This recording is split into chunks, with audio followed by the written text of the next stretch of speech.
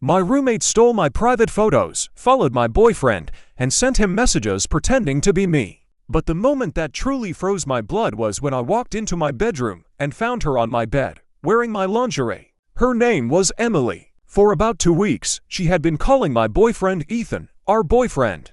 At first, I laughed it off as an awkward joke, but fear quickly replaced amusement. Ethan and I had been together for 7 months. His university was about an hour away, and he usually stayed with me every couple of weeks for several days. At first, my roommates were fine with this.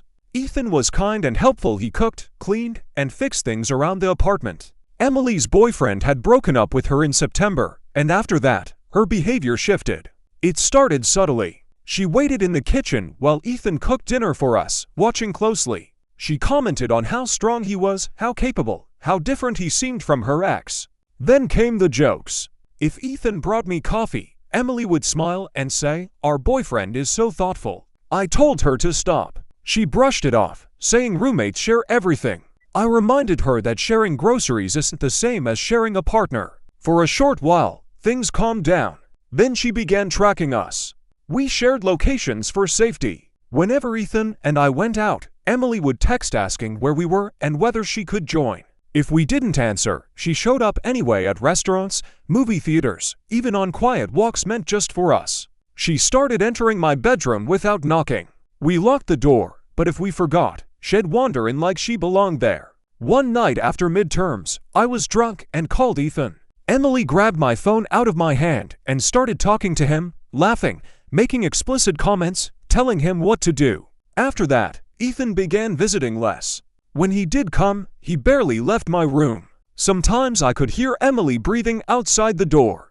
Everything exploded on our 7-month anniversary. Ethan surprised me by coming to campus early. My other roommate, Maya, texted me saying something strange was happening at the apartment. I rushed home and found Emily on my bed, wearing my underwear, while Ethan stood pressed against the wall, visibly terrified. Emily calmly told me that he finally understood how much she missed him. She ordered me to leave and reminded me that it was her apartment too. Ethan was shaking and begged her to go. She claimed the unlocked door was an invitation. Because Emily was on the lease, the landlord said he couldn't remove her. Campus security dismissed it as a non-violent roommate conflict. Ethan admitted he was scared to visit anymore. Emily had worn my underwear before, and it deeply unsettled him. Soon after, I discovered Emily had been using my laptop again. She had found my intimate photos with Ethan and copied them. She even drafted a breakup email pretending to be me. She knew my passwords. That night, I changed every account, enabled extra security, and locked my room. The next morning, a note appeared under my door. "Locks won't keep me away from our boy." Ethan then received a strange late-night message that looked like it came from me. Emily had already driven to his university. I panicked. Maya and I went after her. Emily told people I had sent her to check on Ethan's mental health. We showed screenshots, location history, and messages. In front of Ethan and his roommate, her comm pod cracked. A resident advisor called security, and Emily was removed while shouting threats. We soon uncovered the full extent of it: weeks of surveillance, stolen photos, log schedules, and notes about Ethan's routine. This wasn't jealousy. It was stalking. We reported everything to the police, and an officer confirmed the evidence was serious. Emily continued escalating. She pounded on my door late at night.